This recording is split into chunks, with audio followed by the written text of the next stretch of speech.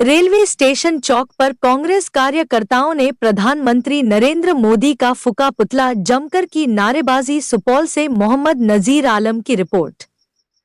आज बुधवार के दोपहर 1 बजे कांग्रेस कार्यकर्ताओं के द्वारा केंद्रीय एजेंसियों के दुरुपयोग के विरोध में सुपौल रेलवे स्टेशन चौक पर प्रधानमंत्री नरेंद्र मोदी का पुतला दहन किया है, जिसका नेतृत्व जिला कांग्रेस कमेटी के कार्यकारी अध्यक्ष राज नारायण गुप्ता ने किया। कांग्रेस कार्यकर्ताओं के द्वारा कांग्रेस कार्यालय से निकलकर शहर के विभिन्न चौक चौराहा से गुजरते हुए रेलवे स्टेशन चौक पहुंचकर प्रधानमंत्री का पुतला दहन किया है। कार्यकारी अध्यक्ष राज नारायण गुप्ता ने कहा कि वर्तमान मोदी सरकार लगातार केंद्रीय एजेंसियों का दुरुपयोग करते हुए विपक्षी दलों के नेताओं को प्रताड़ित करने का प्रयास कर रही है। नेशनल हेराल्ड मामले में सोनिया गांधी एवं लोकसभा में विपक्ष के नेता राहुल गांधी पर आरोप पत्र समर्पित करते हुए नेशनल हेराल्ड की संपत्तियों को जब्त कर लिया है, जो निंदनीय एवं घृणित है। इस कार्रवाई की सुपौल जिले के कांग्रेस कार्यकर्ता घोर निंदा करती हैं और की गई कार्रवाई को वापस लेने की मांग करता है। इस अवसर पर सुपौल विधानसभा के पूर्व कांग्रेस प्रत्याशी मिन्नत रहमानी, कुमार अनुपम, जयप्रकाश चौधरी, नरेश कुमार मिश्रा, सुभाष प्रसाद सिंह, चुनचुन कुमार, अनोख सिंह, पंकज मिश्रा, अब्दुल कैश, जितेंद्र झा, पीतांबर पाठक, संजीव सिंह, अभय तिवारी, सोनू आजाद, जगदीश प्रसाद गुप्ता, मो सगीर, लक्ष्मी सरदार, सूर्य नारायण चौधरी, प्रमोद यादव, साकिब इकबाल, मो बदरुद्दीन, धीरेन्द्र यादव, कृष्ण मोहन झा, लक्ष्मण झा, प्रेमनाथ झा, दिवाकर कुमार, राजा कुमार, रौनक कुमार, मो सज्जाद, मो मेहदी, मो सरफराज, मिन्नतुल्लाह अंसारी आदि सैकड़ों कार्यकर्ता सरकार के द्वारा प्रधानमंत्री मोदी के द्वारा हमारे विपक्ष के नेता राहुल गांधी जी और सोनिया गांधी के ऊपर ईडी का दबाव बना करके उस पर जो नेशनल हेराल्ड केस डाला गया है, उसमें चार्जशीट दाखिल किया गया है।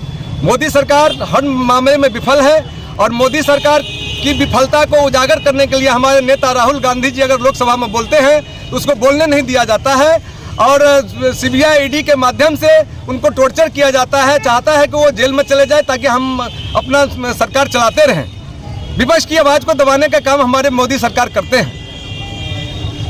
नरेंद्र मोदी की जो केंद्र सरकार है भारत की, वो भारत को पाकिस्तान जैसा फेल्ड स्टेट बनाना चाहती है। जिस तरह पाकिस्तान में विपक्ष के हर नेता को या तो जेल कर दिया जाता है या निर्वासित करने की स्थिति बना दी जाती है, भारत में कभी ऐसा नहीं होता था। भारत के लोकतंत्र में 2014 के बाद से ईडी ने विपक्ष के नेताओं पे 193 केस दर्ज किया है और उन 193 केसेस में से सिर्फ 2 केस है जिसमें आरोप तय हो पाया है।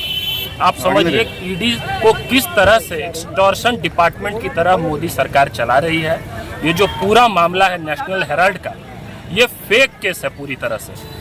आपको मैं 1 मिनट में बता देता हूँ ये क्या मामला है और आपके माध्यम से मैं चाहता हूँ कि गांव-गांव तक ये बात पहुँचना चाहिए। हम लोग सिर्फ जिंदाबाद मुर्दाबाद नहीं कर रहे हैं, हम लोग ये कह रहे हैं कि अंग्रेज़ों को सबसे ज़्यादा डर किससे लगता था? कांग्रेस से और नेशनल हेराल्ड जैसी अखबारों से। 1937 में एजेएल नाम की कंपनी बनी जिसने नेशनल हेराल्ड अंग्रेजी में, नवजीवन हिंदी में और कौमी आवाज़ उर्दू में 3 अखबारों को निकालने का काम किया। वो जो नेशनल हेराल्ड के लिए कंपनी बनी थी एजेएल, वो पंडित नेहरू के दिमाग की उपज थी। उसमें कांग्रेस के कार्यकर्ताओं ने अपना पसीना, अपना धन लगाया। तब जाके हमारे जो आज़ादी का आंदोलन था उसको नेशनल हेराल्ड के जरिए रिपोर्ट किया जाता था। अंग्रेज़ों को डर लगता था। आज मोदी सरकार को उसी कांग्रेस से डर लगता है, उसी नेशनल हेराल्ड से डर लगता है। केस ये है, इनका आरोप देखिए क्या है। इनका आरोप ये है कि कांग्रेस पार्टी ने लगभग 90 करोड़ रुपया का कर्ज दिया था एजेएल को, जो एसोसिएट जर्नल लिमिटेड है, जिसने नेशनल हेराल्ड अखबार निकाला। कांग्रेस पार्टी ने कर्ज दिया था, ध्यान दीजिए। 2010 में एक नई कंपनी बनती है यंग इंडियन लिमिटेड, जिसमें वो जो कर्ज था वो ट्रांसफर हो गया। ये जो नई कंपनी है ये सेक्शन 25 के अंतर्गत नॉट फॉर प्रॉफिट कंपनी है।